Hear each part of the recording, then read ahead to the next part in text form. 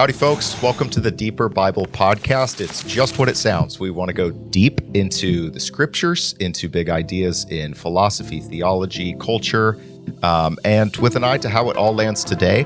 I am super excited for today's conversation. I've been looking forward to it. I've got a friend of mine here. His name is Jon Ciraulo. He's a professor of theology at Catholic University of America in Washington, D.C. He's a systematic theologian. And we're going to talk today come at one question from many angles. The question is this: what is beauty? We're going to talk about the beautiful. So without further ado, Jon, thanks for being here. And let me just throw the main question out. I'm curious how you just, what your first pass at it. What is beauty? Good. Well, thanks, Ryan, for having me here. It's great to be, at least for the chance to catch up with you makes it worth it. Absolutely.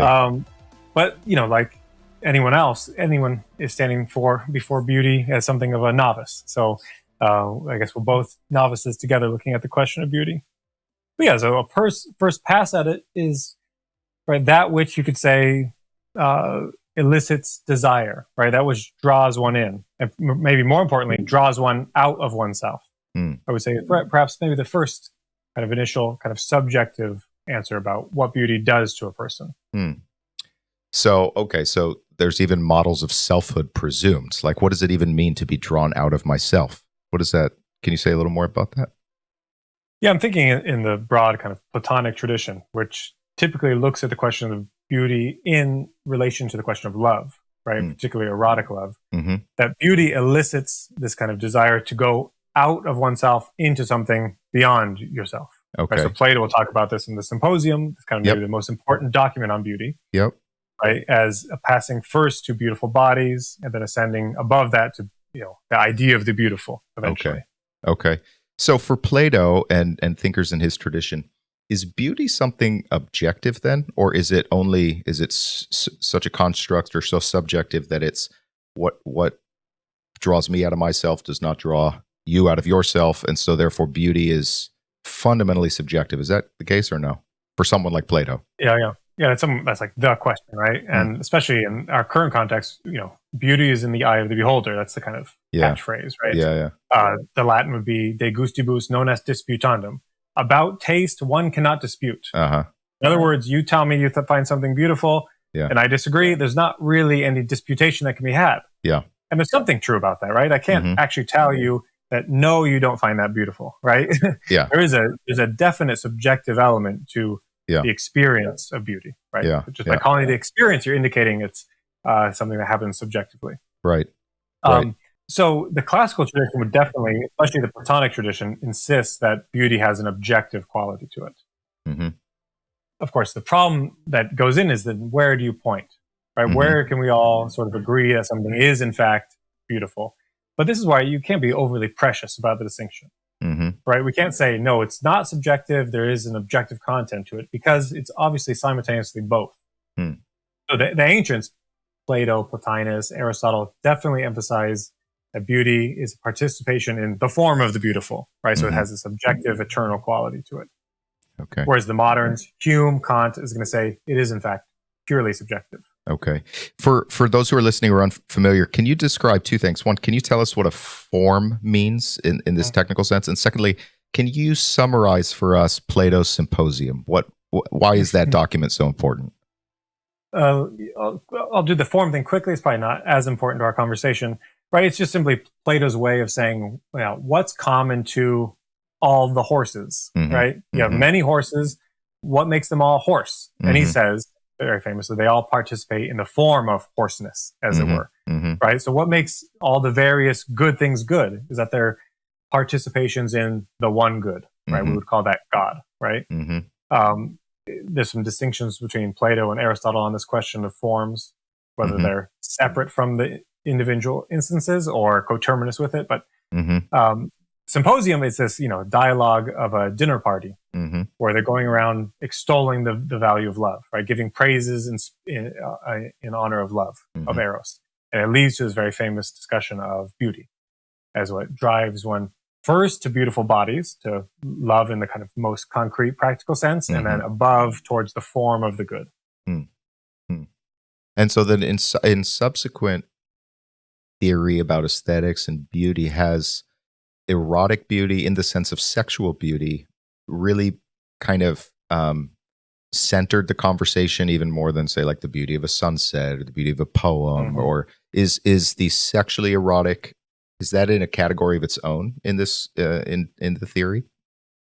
Yeah, so it's a tricky thing is when we say erotic, Right. it definitely means sexual. Right. And it doesn't quite mean that for Plato. Yes, the examples they give is first a beautiful body, which probably has sexual overtones to it. But as you know, right, the word eros is simply one of the major Greek words for love. Right. And what it means, right? So in the Symposium, I think is where it is it says very famously that eros, so this kind of love, is the child both of plenty and of poverty. Right. So it's sort of the taxonomy of where does eros come from among the gods, you could say, is that its parents are plenty and poverty, which is why it has this desire to it. Right. It lacks something. It's moving forward. It sees something in another that it itself does not have. So the plenty, from my standpoint, the plenty is out there in the beautiful, and the lack is in me. Yes? In a way, right? That's kind of the experience of eros, is this longing, right? That's a good translation of eros anyway, is a kind of longing love, a desirous love, which, yes, has a kind of sexual form to it, but eros is much broader than that. Yeah. Okay. I was brushing up on my Balthazar earlier today, and came across a quote that I found very interesting. I'd be curious what you think about this. He's actually quoting Gerhard Nebel, who in his book, The Event of the Beautiful, but this is what Nebel said, and Balthazar quotes him. By its varied nature and purpose, every beautiful thing points away from itself to some other beauty, since if we remain too long with one thing, its depth soon vanishes. As is always the case in the mythological sphere, the time of first encounter has a peculiar dignity about it, a special power to open up depths. But by staring at the beautiful, we conceal it. So why is beauty something that you reach out and it dissipates? I mean, if I'm drawn to something, why is it that if I linger with that, it's suddenly less beautiful to me, maybe? Yeah, in some ways you could say there's just an inherent fragility to the beautiful. And maybe a long way to get back to that is to simply, again, talk about, the tradition talks about these two moments of the beautiful. One, you could say, is the gathering, right? This kind of form quality to it. Right? So think about it. Something that's ugly is inherently deformed. Right? Something that's scattered, disparate. Whereas the beautiful, it gathers together into itself a coherent whole, a form. Right? But that's going to be an inherently fragile thing. I'll come back to the fragility in a moment. But so it has this gathering. So the tradition will talk about, harmony, consonance, all the kind of properties, symmetry, all the things that are proper to that gathering moment. Right? So we can think about a beautiful face has certain symmetry, it gathers certain things.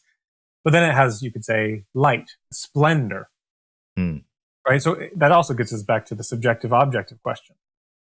Right? It has an objective quality in itself as it gathers into a unity, but that's for the purpose of splendor, for radiating out and being beheld, right? Being seen by the other.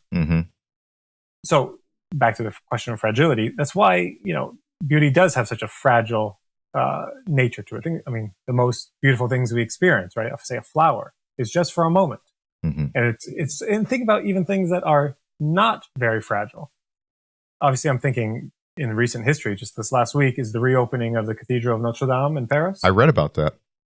So burned down 5 years ago. It's great tragedy. This 800-year-old building, one of the most beautiful buildings you could be in, almost burns entirely to the ground, and now it's back. But in being back, it's actually not permanent. Right? The recent history shows you that we can rejoice in it now, but will it be here in 100 years? Will it be here in 1,000 years? Maybe not. Right? There is a fragility. This stone upon stone, this ancient timber upon ancient timber. At any moment can go. I'm taken with this idea in the Nebel quote that beauty, by design, by its very intrinsic qualities, points to something else. And so, is there a connection between the fragility of beauty and its own kenosis, or its own pointing away from itself. I mean, is it, and this is the theological dimension, is it ultimately meant to point us to God and the one who is not fragile, the one who is, full stop? Is that part of the idea? Yeah, beautiful. That's a perfect kind of encapsulation of the Platonic and Christian tradition, right? Is that there's a beguiling nature to beauty. Yeah. Right. And even Plato warns you can't stop at that lowest level of beauty. Right. If you stop there, you debase the beautiful thing in the first place, and you miss its whole purpose, which is in some ways to beguile you, to lead you to make your desire go further in and further up. Right. Right. First, right. He says very famously, right. So you behold one beautiful body, and then you can see that there's multiple of them. Right. And then you go higher and higher and realize actually there's something that's not perishable, that's imperishable, that sort of is not fragile. This kind of eternal good beauty, right, which we would call God, right, the form of the beauty. Yeah. And certainly the Christian tradition takes that up. Maybe the kind of best example would be Pseudo Dionysius the Areopagite. Yep. Can you give us a word about him?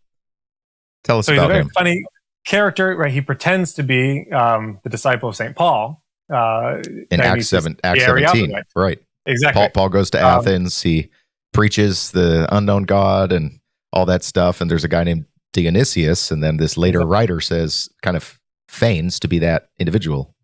Exactly. Very famous. And it certainly is not that person, right? Right. By linguistic analysis, thematic, philosophical, he's clearly, I think the latest scholarship says, a 6th century Syriac monk or something. Okay. But he really captures the spirit, both of the Platonic tradition and the Christian, right? He does talk about God's beauty as drawing us in through Eros higher and higher into this kind of the divine night, as it were, right? Into the divine fire. Yeah. Yeah. Interesting. Jon, in your own development as a thinker and theologian, and I didn't mention this, Jon is a PhD from Notre Dame and a master's, and then an undergrad from George Fox, where we met, because my best friend from undergrad or from high school was your classmate, Burke Shibley. Okay. And Exactly. so we met that way. Jon, when did the beautiful begin to beguile you? Like, what's the backstory in your own interest in this subject? Do you remember a moment where you're like, the form captured you and you were hooked? I don't think so. I think, maybe we'll come back to this, but right, traditionally you say beauty is one of the transcendentals. Right. Meaning yes, we should return to that. It's kind of everywhere present. Yeah. So maybe stick a pin in that. But okay, if that's the case, it would be similar to asking, when did the idea of oneness first attract you, right? Or truth first attract you? In some ways, it's kind of what it means to be a human being. Right. In fact, actually, you mentioned Balthazar before. May I say who that is? We should, yeah. Can you give us a quick blurb on this towering Catholic 20th century thinker who you've devoted much of your career to teaching and understanding? Yeah, so he's this great 20th century Catholic theologian from Switzerland. His dates are 1905 to 1988.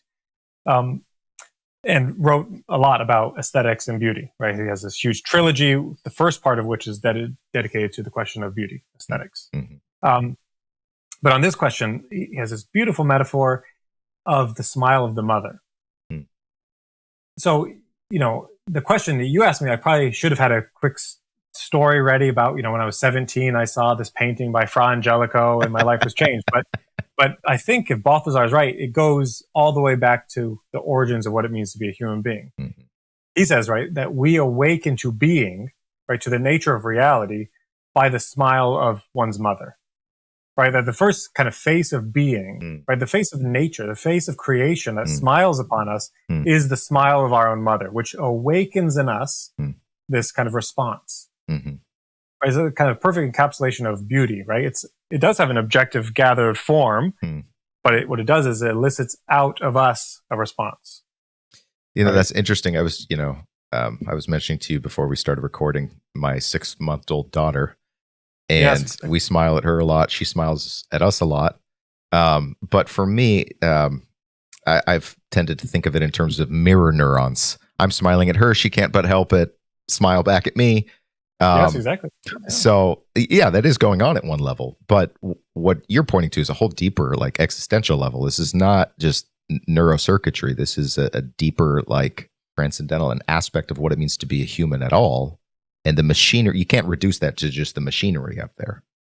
Well, I think the machinery, though, here is actually quite helpful to elucidate the point that we are made to mirror each other, right? And especially to mirror something beautiful and good.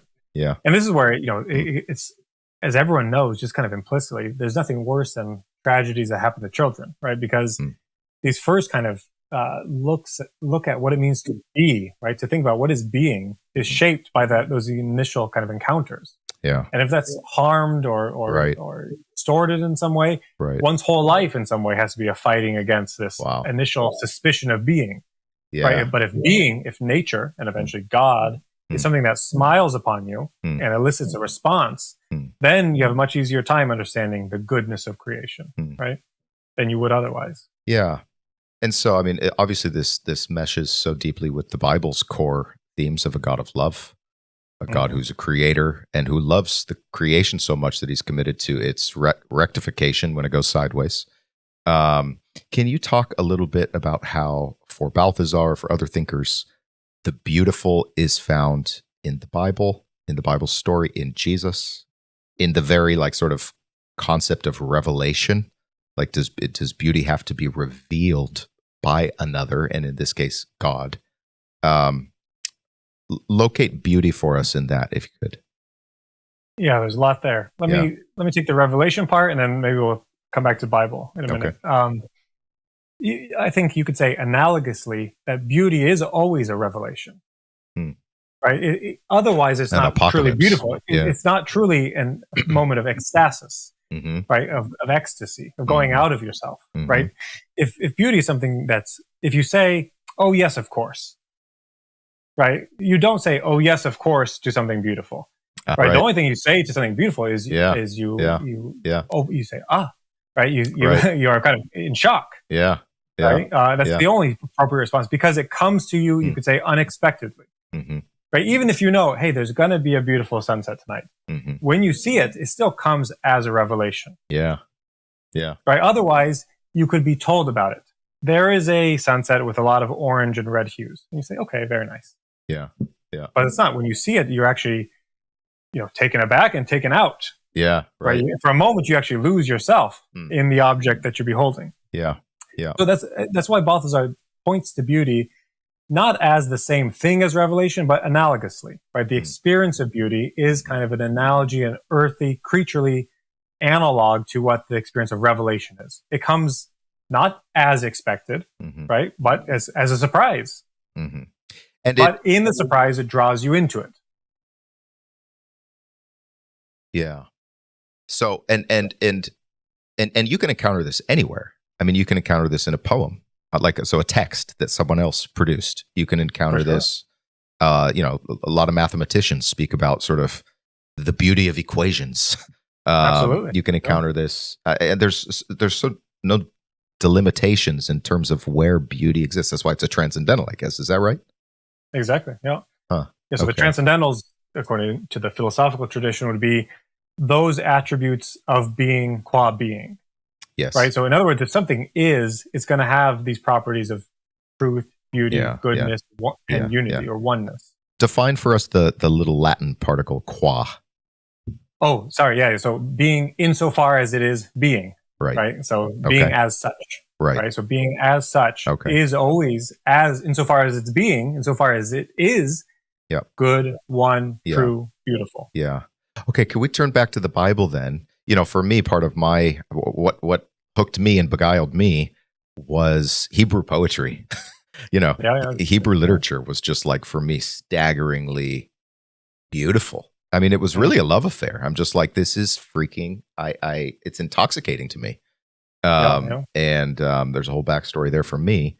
But so in the Bible, where does Balthazar? Where does beauty come up in the biblical story? Do I need Plato to appreciate the beautiful, or can I use the Bible to get there? Yeah, so it's an interesting thing. Is you would know better, honestly, than I would about the linguistic parallels in the Bible. But beauty is not really a very common word either in the Old or New Testament. It's not, right? Not as a sort of a abstract category. The beautiful. Exactly. That's not a thing. Exactly. the only equivalent in the Greek, right, would be kalos, which is the word for good or beautiful, right? So there's ambiguity. Yeah. So that's why we should be careful, actually, of too easily saying the philosophical analysis of beauty is, in fact, the same thing as the Christian, right? Actually, here's maybe just one good summary of what has to happen is, I hope this is not a tangent, but Ignatius of Antioch, a Christian from 105 AD, so right after the composition of the New Testament. Yep. He has this beautiful line where he says, "My Eros has been crucified."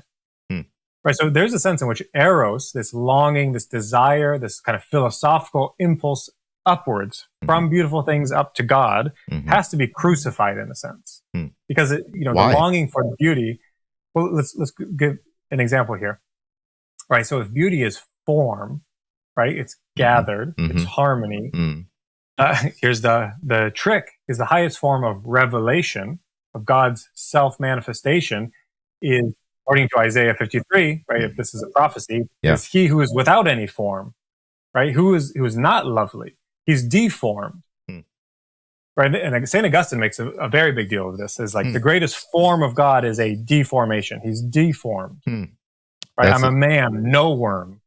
So he's a worm, a no man, right? Yeah. So that's where you get the rub, is that it's not simply an expectation of what we thought the beautiful should be. Right? It's actually a deformed beauty in a way, right? It's a crucified man on a cross. That's the utmost revelation of the inner life of God. Right.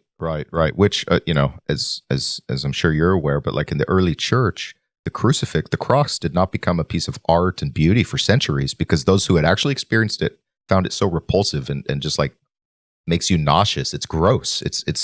It's not just not beautiful. It is actively ugly and repulsive. Yeah. Although at the same time, as of course all Christians know and believe, and as in the gospel itself, it has this attractive power, right? That's what Jesus himself says. When I am lifted up on the cross, I shall draw all people to myself. Yeah.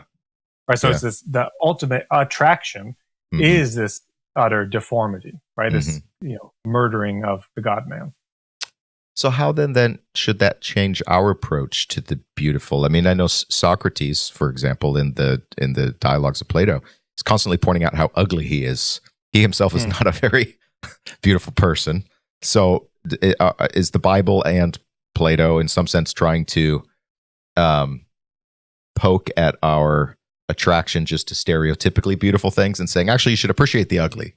And is that what they're trying to say? I would say there's a kind of fork in the road historically, right? So we name the problem. We see the problem of this tension between, the Platonic and the biblical.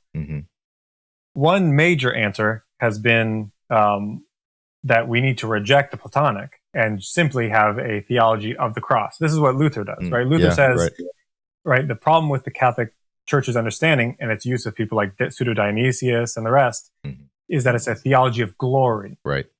Right? But instead we need a theologia crucis, a theology of the cross. So the Lutheran tradition in particular has gone down this route, right? With Luther, and then after him, certainly Kierkegaard. Right. Kierkegaard, he has the stages of moral development in a way, and the lower down is the aesthete, right? The one who loves beauty. But that has to be surpassed to become religious. Right. So one dominant trend is negation of beauty and aesthetics in order to have, cruciform revelation. And a Catholic thinker would disagree with Kierkegaard in that matter.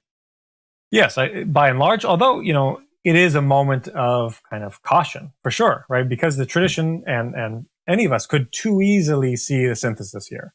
Right. And not see the actual novelty of revelation. Right, which would be a danger. Just to summarize Kierkegaard, see if I'm remembering correctly, this is in his big book, Either Or. Is that correct? And there's stages of development, and the first stage of sort of coming awake, sort of like at the existential level, is the aesthetic. But then at some point you sort of get disinfatuated with that, and you realize there's something deeper, and you become a religious person. It's an either or affair. Is that pretty much correct? Yeah, I think there's a moral stage in between. That's what I was wondering if I was missing. But yeah, it's essentially right. Got it. So is what you're saying, or what Kierkegaard is saying, is that the aesthetic can also become an idol. pretty easily because we get so drawn to it that we forget that it itself is pointing away from itself to something higher. Exactly, and that's absolutely the case, right? So the aesthetic, beautiful tradition, whether it's Augustinian or Platonic or Aristotelian, is going to have dangers attendant to it, right? That's why you could just say iconoclasm, whether it comes from the iconoclasts of the 8th century or Luther or Kierkegaard, are at least prophetic reminders of the dangers of beauty, right? Beauty can, in fact, be dangerous. So, I have a pet idiosyncrasy. That's a tautology, but I have an idiosyncrasy that I think mirrors are spiritually dangerous. That I think the idea of gazing upon yourself, and mirrors are everywhere in our world. You can't go into a bathroom without this wall-sized mirror. Your phone is a mirror. But I think that I went through this radical phase. It ended when I got married. When I would cover up the mirror, I'd get a bed sheet, and I'm not looking at myself all day. But what, regardless of how attractive one is perceived in the world by others, what does gazing upon oneself, even as an object of beauty, or you're saying, hey, I'm looking good today, or I look ugly today, or whatever, how does that factor in? Because usually up till now, we've been talking about something other than self as intrinsic to the beautiful, but what if self is the beauty?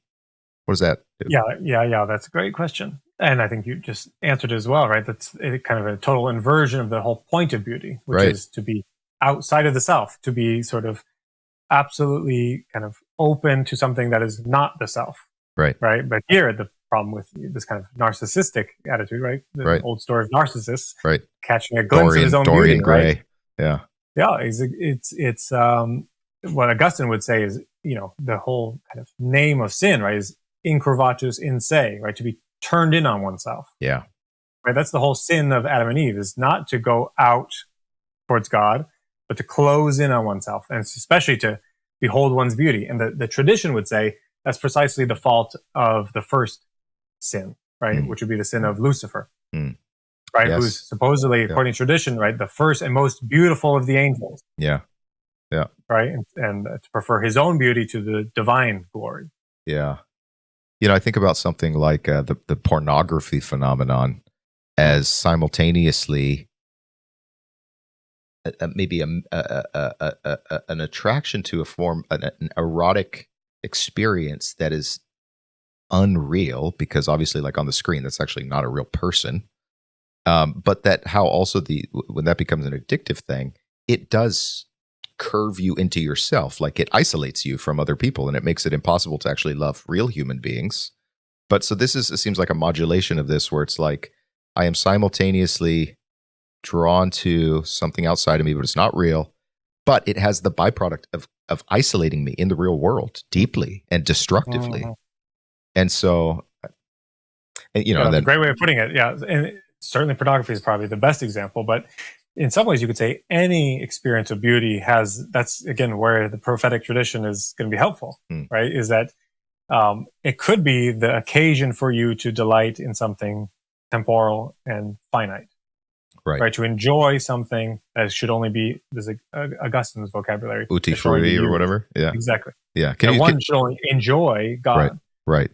Right. So there's this distinction that Augustine uses in Latin. It's uti frutti. Is that right? Exactly. Okay. Use and enjoyment, essentially. Right. So I should only use things in the world. I use them. I can enjoy them, but I should only purely enjoy God. Is that right?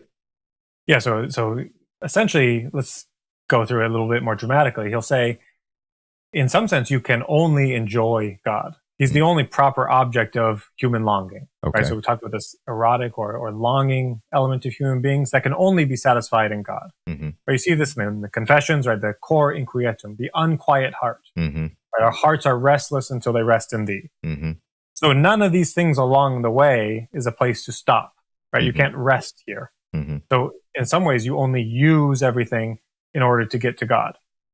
But that would be pretty puritanical and quite horrible, actually, if that was true. Yeah. Right. You're using everything in order to get to God. But he says, instead, once you enjoy God, you can enjoy all things in God. right? So the experience of beauty, aesthetics, other people, these can all be loved and enjoyed insofar as they're related to God, but not as ends in and of themselves. You know, Kierkegaard has a book called Works of Love, where he talks a lot about the triangulation of love, in that the love of the neighbor has to be grounded in the love of God. And yeah, I mean, this was your opening comment, that topic of beauty is never far from the topic of love, and those things are close. How does it relate to worship, or you know, beauty and worship, beauty and this is an adjacent, very important topic that, you know, you're like a world expert on it, literally. Beauty and the sacraments of the church. Can you talk about that, please?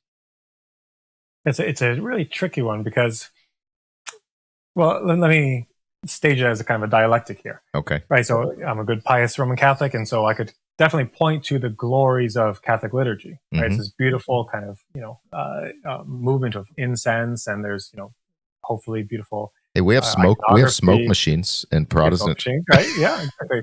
Right. So, but it doesn't smell good. I'm sorry, I cut you off. No, good. Or I could point to the kind of Byzantine Catholic or Eastern Orthodox tradition of their glorious liturgies and iconography, and it's all true, right? That beauty is certainly rightfully employed in the worship of God, right? That's why, you know, I'm sitting here on the campus of the Catholic University of America. We have the largest Catholic church in North America on campus here. Wow. The Basilica of the Immaculate Conception.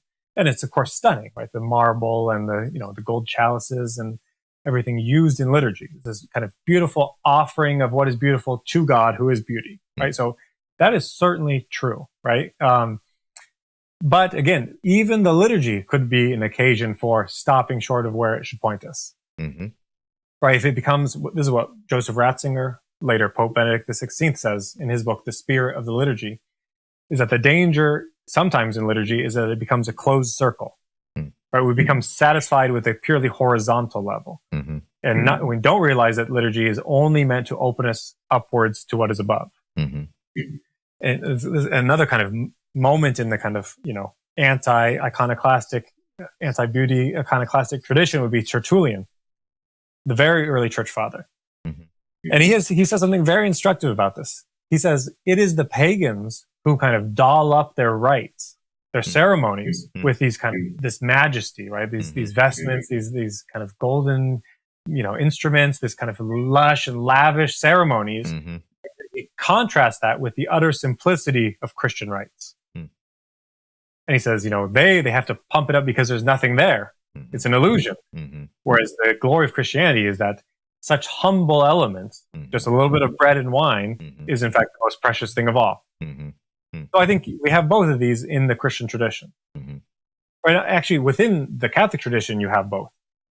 Right? You have the kind of sumptuous Byzantine liturgies. You can have a high, beautiful mass filled with the incense. But we also have the Trappist tradition and the Benedictines, right? The monastic tradition, which tends to be a bit more iconoclastic, or at least aniconic, right? Fewer images, kind of a check on the aesthetic impulse.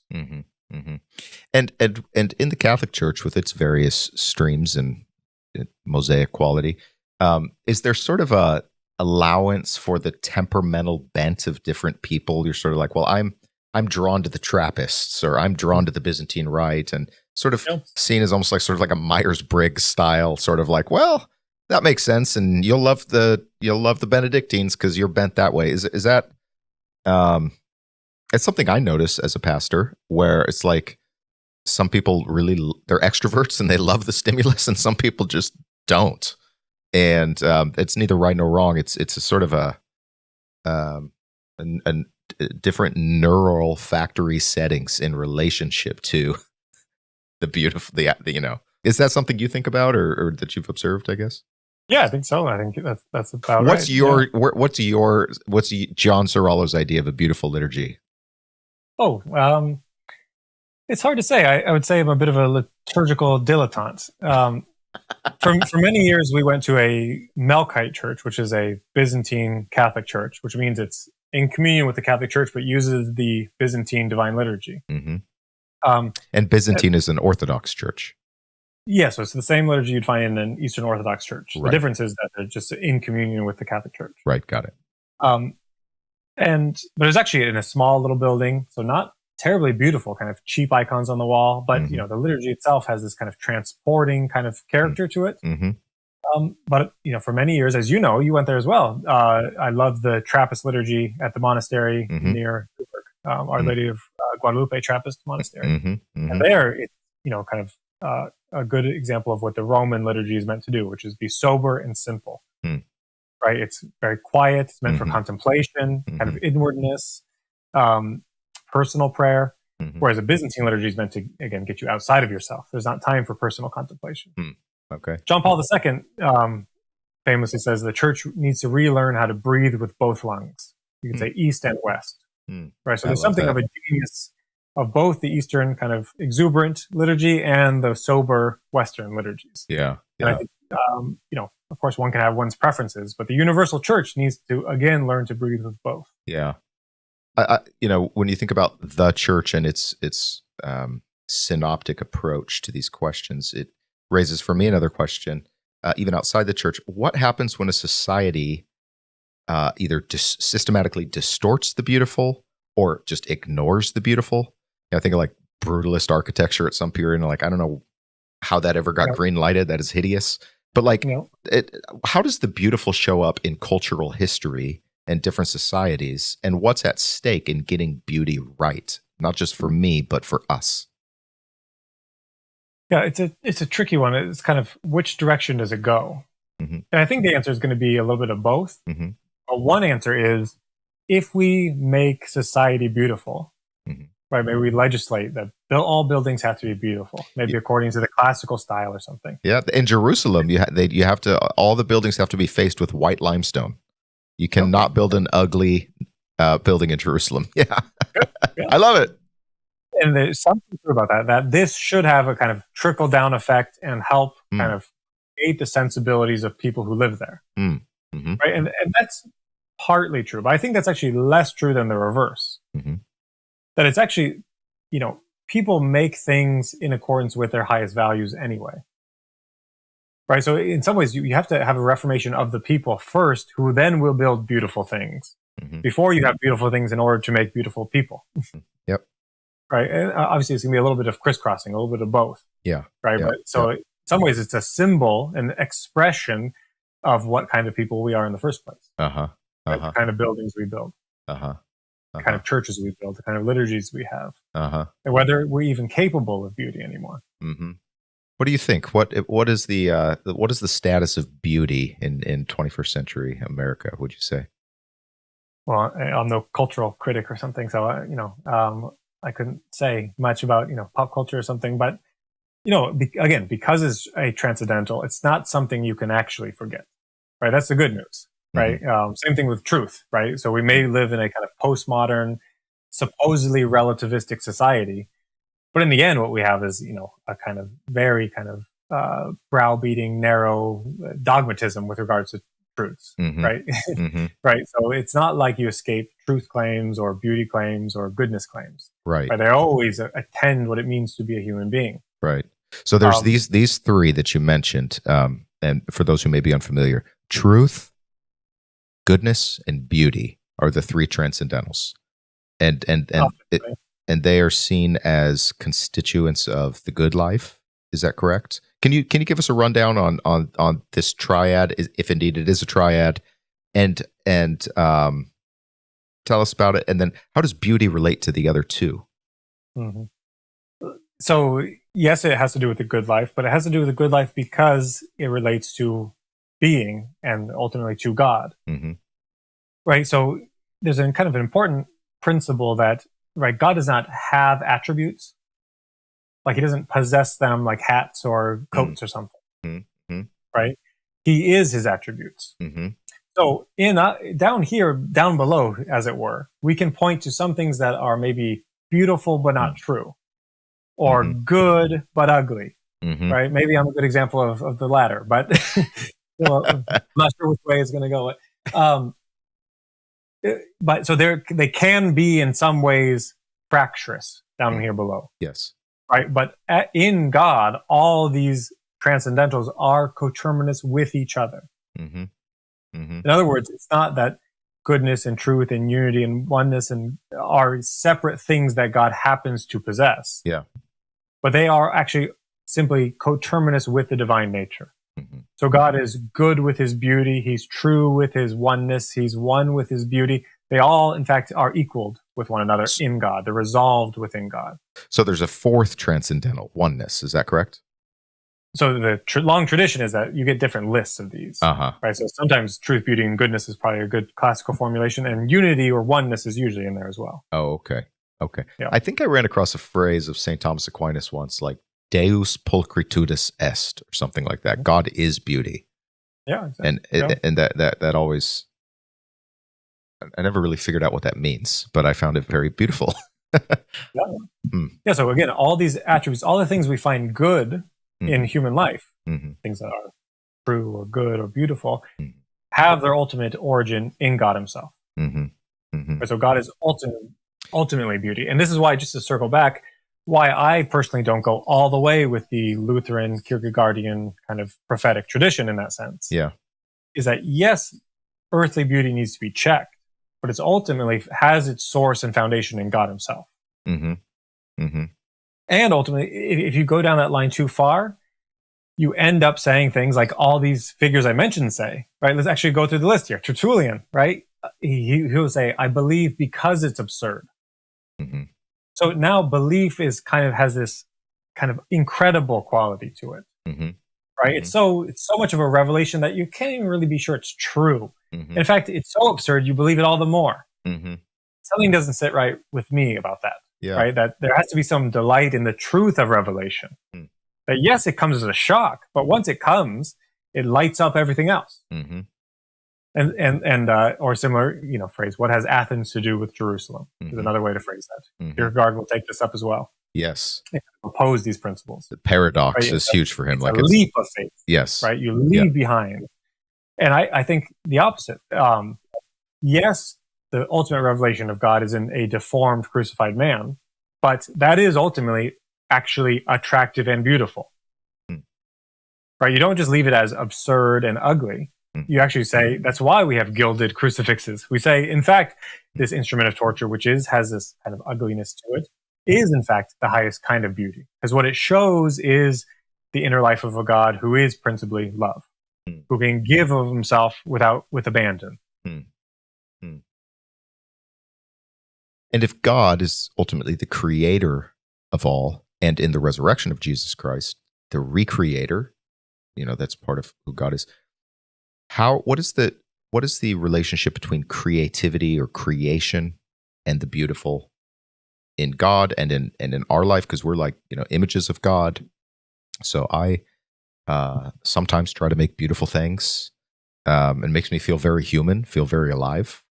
But I'm aware that behind whatever creativity I do is a God who has created me, as Ephesians 2:10 says, we are God's workmanship, and it uses the word like poieo. It's like, where's poetry almost? Created in Christ Jesus for good works, which he's prepared in advance for us to do. So help me understand the relationship between creativity and beauty, God's creativity, my creativity, and because creativity is an emergent quality, like it's something that wasn't, it like crosses the threshold of being from no to yes. And anyways, I'm spinning my wheels here, but can you comment a little bit about creativity and beauty? Yeah, you see it right at the beginning of the Bible, right? It's, yes, God creates Adam and Eve from the dust of the earth, right? But then they're given the task of kind of cooperating in creation, right? Adam is made to name all the animals, right? He has a kind of creative act in sort of deciding the names of these things. Yeah. Maybe there's an inherent kind of essence he can behold or something, but still he has to decide giraffe. Yeah. Right? So there's a kind of real creative agency to creation as an imitation of God's primal agency. Right? So it's kind of this imitation.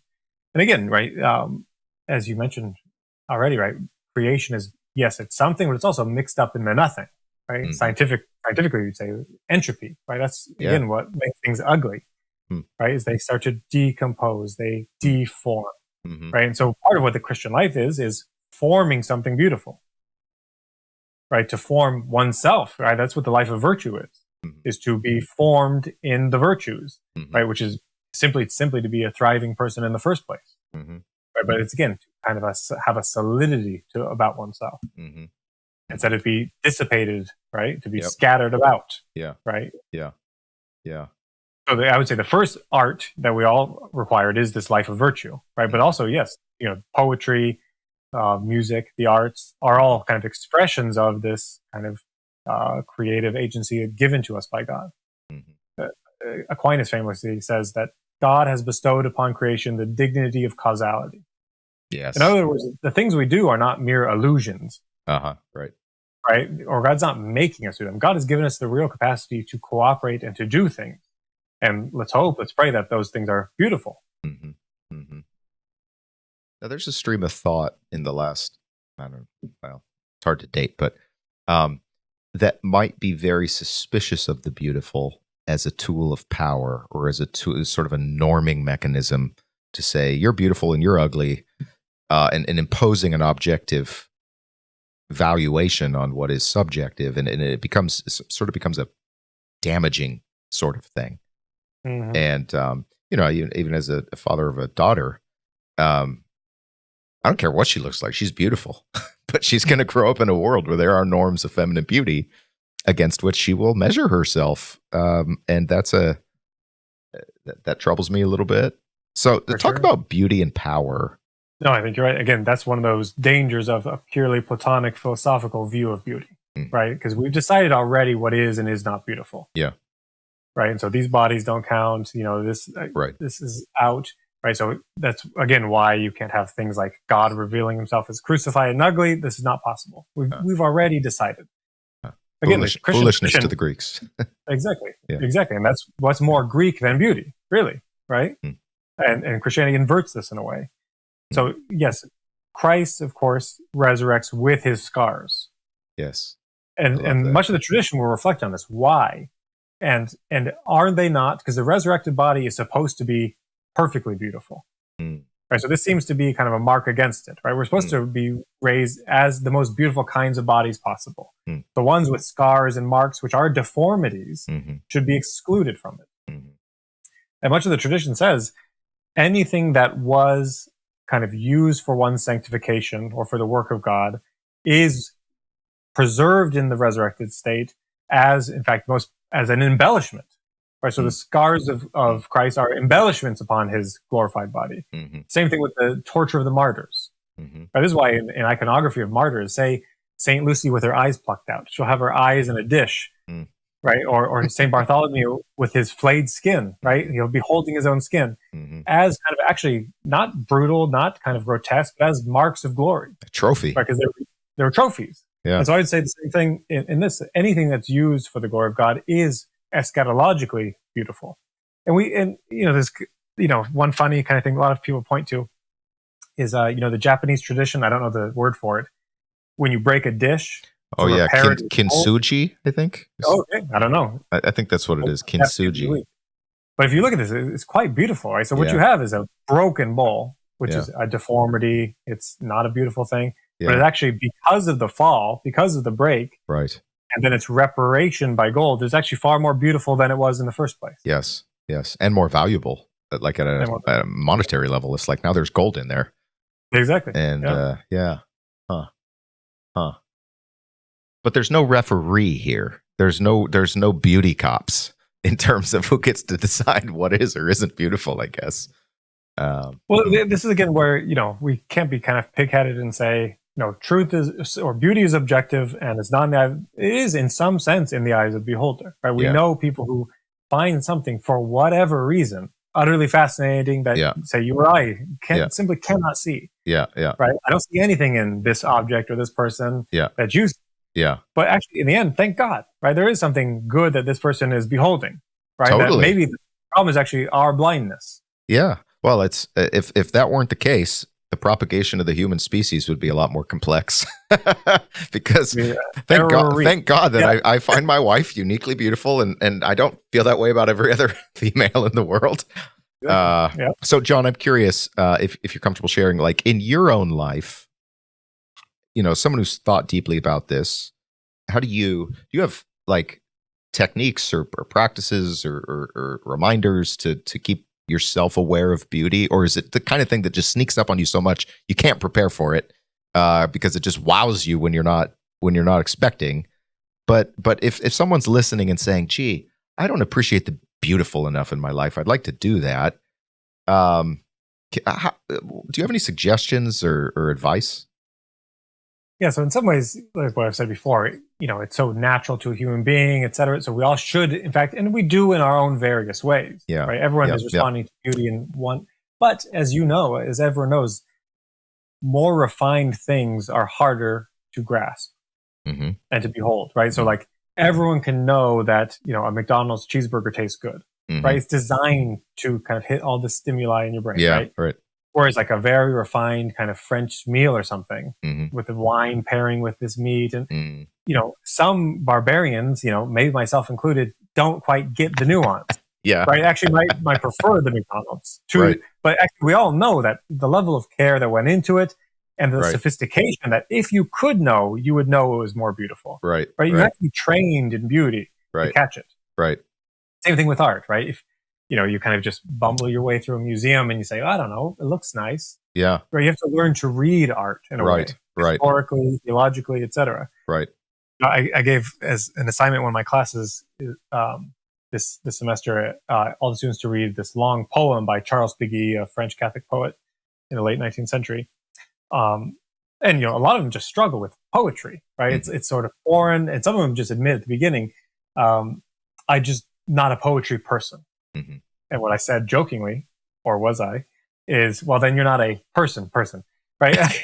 And what I mean by that is, yes, you can dislike this or that kind of poetry, but poetry is trying to say something about reality in a way that normal language cannot do so, mm-hmm. right? Kind of propositional speech cannot touch the soul or even kind of name reality in the same way as poetry, which is kind of broken apart language. Mm-hmm. It's language that's been kind of reformulated, retooled mm-hmm. to say something anew. Mm-hmm.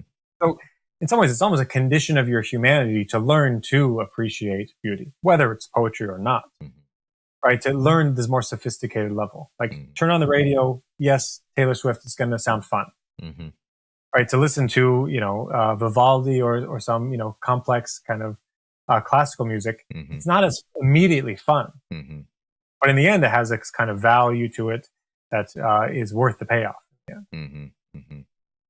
Ralph Waldo Emerson has this line in one of his essays. He says that language is fossilized poetry. That almost all the words that we use in day-to-day life were at one point like a sort of a shocking insight. And by virtue of use, they become calloused and we're desensitized to the startling novelty of saying, like just off the top of my head, like the clavicle bone means like a bird's wing. And you see it and you see a skeleton, you're like, yeah, that is like a graceful little bird's wing right there. So it's like, seeing things as if for the first time, I think is an important part of beauty. When I study the Bible, sometimes I'll say that to myself, like, I want to read this passage as if I've never read it before. And actually, one of the things when I was younger, good Protestant, good evangelical, I used to mark up my Bible and stuff. Now I totally don't, because I'm afraid of locking myself into seeing one thing instead of saying, I can actually see new things here. I can appreciate new dimensions of beauty. I think just the way you describe language and kind of inverting that poetry maybe has a precedence over prose, right? I think is a nice way to put it. Yes. In some ways, also how childhood has a precedence over adulthood. Right? We tend to say the opposite, that children, where they're just kind of, underdeveloped, immature adults, right? They'll get there eventually. Mm-hmm. The Bible, of course, reverses that, right? Unless you become like a little child, right? Unless you go back, unless you're born again, there's something about being childlike that's essential. And it's especially essential to the experience of beauty, right? This wonder. Yeah. Right. That's how, the philosophical and arguably theological tradition begins. This is what Aristotle says. Yes. That philosophy begins with wonder, thasmazin. Yeah. Right. Awe. Yeah. Yeah. Right. So if anything, what we need to recover is the sense of awe at the world. Right. Children have it naturally simply because they haven't experienced things before. Right. Right. There is so much novelty. Right. Right. And so you have an awe about the way the world is. Right. Right. We tend to lose it as we grow old. Yeah. Right. Yeah. Yeah. Yeah. So there's always a sense of recovering a sense of awe. Aquinas very interestingly says, one can never exhaust contemplating even a single fly, like a little bug, right? So that's a kind of poetic sense, right? That even a little fly has kind of an infinite depth to it, right? Like that one could tarry with a little bug and contemplate it kind of ad infinitum, right? Without end. Yeah. But there's enough there. Yeah. There's this rabbinic story about a rabbi, famous learned sage. Everybody seeks him out, and he's just reading like one sentence of Torah over and over and over. And they're like, Rabbi, what are you doing? And like, you got it. You read it. And he's just like, he answers something to the effect of like, yeah, but something about like, this is taking me to a different place. I'm paraphrasing, but like, I am in awe right here. And I'm not moving on because it's right here. And, one of the things we've talked about on this podcast, not you and I, but is how the Bible is like a form of meditation literature that is by design opens itself up over a lifetime, and it rewards repeated exposures. It rewards going slow because there are dimensions of beauty, like that fly. There are dimensions of beauty that are not immediately accessible. This is the fine French meal. And this is part of the beauty of the Bible, and in that it is not like very common esoteric literature where sort of like the joke is on the simpleton and sort of like, you dumb proletariat didn't understand. But it's what Meir Sternberg, an Israeli scholar, calls the difference between the truth and the whole truth. So the Bible is communicatively kind to the newbie, and you're going to get it. But it's an invitation to a deepening and to more and more truth. There's a famous line, I forget who said it, but about the Gospel of John, but it's true of all the Bible, is that it's shallow enough for an infant to swim in it, and deep enough for an elephant to swim. So the infant can even wade. The infant doesn't even have to swim. Yeah, the infant is just up to their ankle. Yeah, but then the elephant is head covered. Well, for me, I asked you earlier if you have a backstory. I have a backstory about beauty. Okay. Honestly, for me, beauty was my entree into theology. I remember, I think probably in high school, starting to be sort of like, didn't have words for it at the time, but sort of like aware of a dimension that would like transport me to like what in later years would prompt attempts at poetry. But then I remember probably after I met you, actually. But when I broke my neck and kind of had this existential experience, 20 years old, all of a sudden, like existence is blazing around me. Like I just kind of flipped a switch somehow. But the beautiful was for me so obsessively, like this is partly, now that I think about this, sorry, external processing and understanding myself, but I got really into Nietzsche. And Nietzsche is a beautiful writer, actually. The guy's a total stylist. And so are people like Kierkegaard and others. But like, I think for me, the beauty was like the first real thought I had about trying to understand existence. And so when I, about a year ago, probably picked up Balthazar's first book on beauty, it was like a homecoming for me. Like it was this profound sense of, this is where it started for me, was this question of the beautiful. And so I've in the last year or so been grateful to revisit that in some of my personal time, like on Sabbath afternoon kind of thing, and making space for poetry. I guess that's sort of my soft turn to a close. Thank you, Jon. My pleasure. This was for me extremely refreshing, and I will be pondering many of the things we talked about. Last question: are there any questions I should have asked? Are there any whole sort of like domains and vast arenas where like, well, too bad he didn't even think to take us there? What questions should we have asked?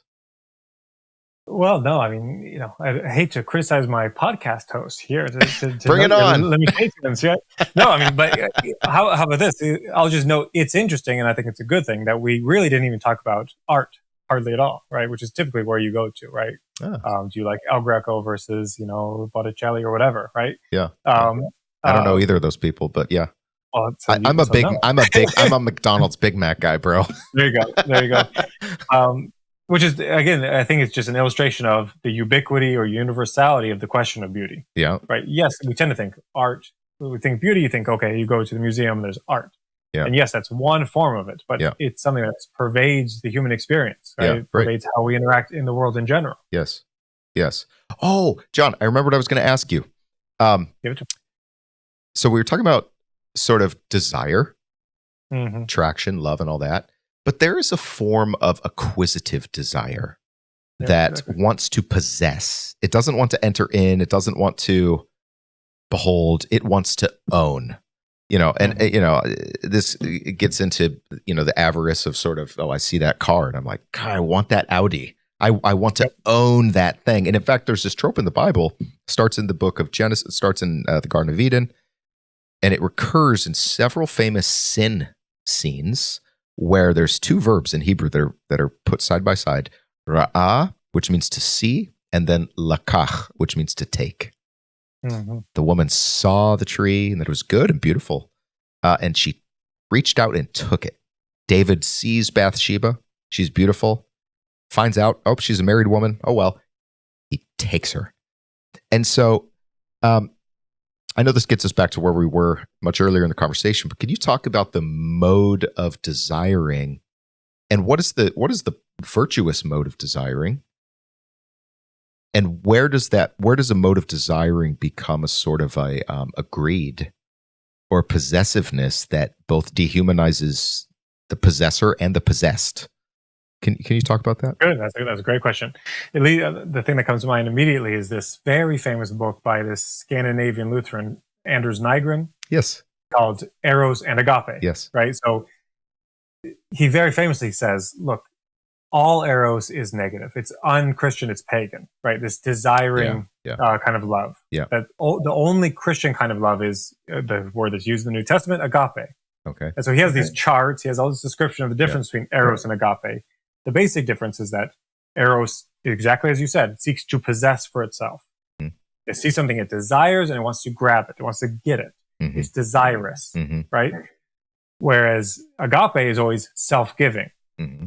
It's not desirous, right? Mm-hmm. It's kind of dispassionate in a way, right? Mm-hmm. It's always giving to the other, right? Yeah.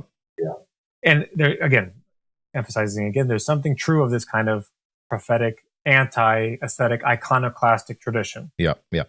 But it actually can't be true all the way down, right? In my mind, because in the end, what you would be left with is a God who is not true in any measurable sense, who's not desirable or lovable in himself in any meaningful sense. Right. It simply must be accepted as a sheer fiat, as an absurd, either ugly or perhaps not beautiful, at least minimally non-beautiful deity, which is definitely opposed to the God of the Bible, who is glorious, right?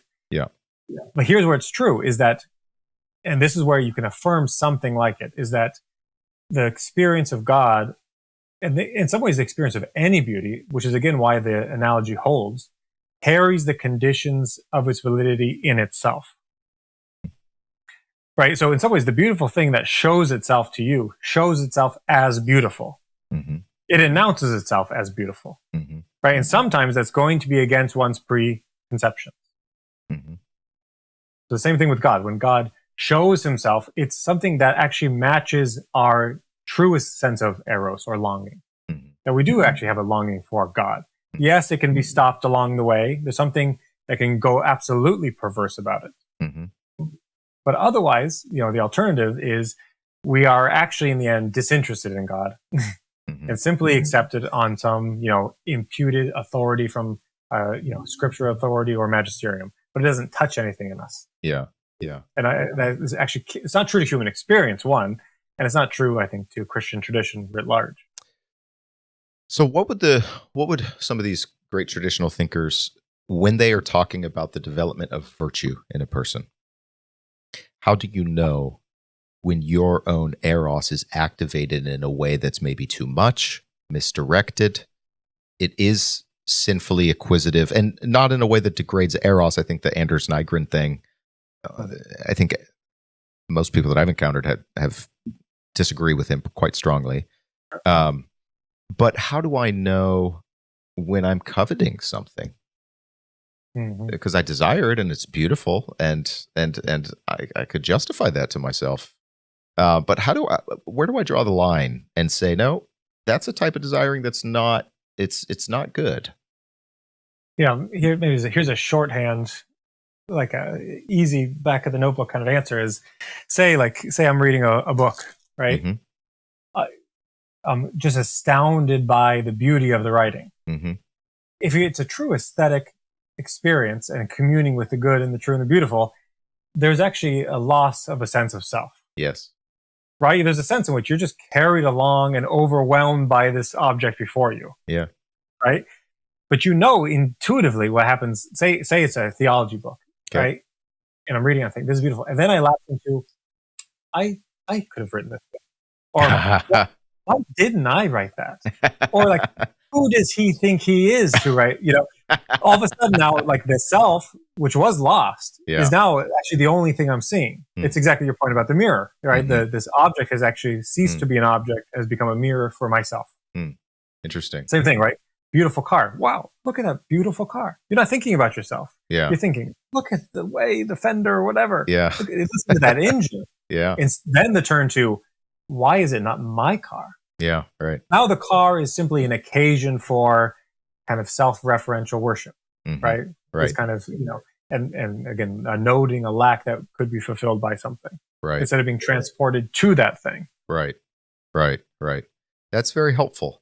Yeah, because the imagination, and this gets into consumerism and so much marketing and so forth. You're sort of like invited, enticed to imagine yourself with that thing in that location, with that person, wearing that clothes. And you create this fantasy of like, I will be more me. I will be the real achieved me if I can merge myself with that fill in the blank. Exactly. Yeah. And so it's just got to kind of patrol your inner thought life to say, at what point do I cross over from appreciation of the beauty to self-idolatry? And maybe, kind of the thing that comes to mind is, there's maybe something to critique about, say, the medieval city. Say, let's go back to Paris with building Notre Dame in the Middle Ages. That all the houses are kind of, ramshackle. People are largely poor, but the greatest thing they build is a public center of worship. Yeah, right. So no one looks at Notre Dame and thinks, why isn't that mine? Right? You're actually, you're forbidden from thinking that. But you can't think that. You can't say, why is that not my house? Right? Because it's like an inherently, not only because it's dedicated to the worship of God, but it's, inherently a public building. Yeah. Whereas now, you're right, like, our most prized things are private possessions. Right? Yeah. My car, my mansion, my house, right? My watch. Yeah. Right? Our public buildings, take them or leave them, right? Yeah. But what's most prized becomes personal possessions rather than public possessions. Yeah. But beauty, beautiful objects, can beauty be owned, John? Can I own beauty? Only in the same ways you can own truth, right? Which is, not at all, or at least by being its servant, right? One can be a servant to the truth or to beauty. But of course, I think your analogy is a good one, right? You try to possess it, you try to grab it, and you lose it immediately. Interesting. Well, let's put a pin in it there. That's been more than enough for this person to think about and rethink about. And thank you for spending some time with me and us. And John, if there was a book, if somebody wanted to follow up on this and say, I want to read a book about beauty, any suggestions? Yeah, I wish I had something ready at hand. I would say read the Symposium. That's the classical place to start. Yep. That's the obvious answer, and maybe Pseudo Dionysius as well. Okay, so you get so if you're listening, this is Plato's writings. You can get sort of the works of Plato. Lots of dialogues in there, and almost every general collection of Plato will have the Symposium in there. It also goes by the name of the Banquet. Yes. Yeah, it's just another translation of the same word. Yeah, right, but if you see the Banquet in the table of contents, that's the thing. So yeah. Okay, John. Well, thank you so much for spending some time, and I look forward to maybe being able to visit you next summer in DC when I'm out there at a conference. Would love to see you. So All right. Good. So Hey, great to be with you. friends, thanks for joining the Deeper Bible podcast. Hope this has been helpful for you. If it has, we'd be grateful if you'd support us. You could do a one-time gift, recurring gift. Go to the deeperbiblepodcast.com/give. And we're here in the California Bay Area, and would love to see you sometime in person at one of our weekend services at the Bay Church, thebay.church. And until next time, may you be well. And as the ancient rabbis say, shalom, me homies. Take care. Bye-bye.